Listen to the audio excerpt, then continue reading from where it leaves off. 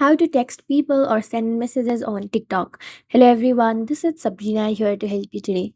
So without any further ado, let's get right into the video. First, launch your TikTok application.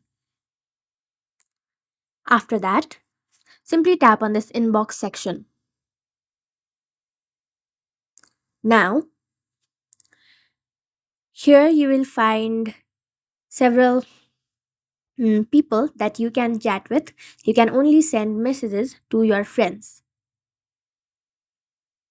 Simply select the friend you want to send message,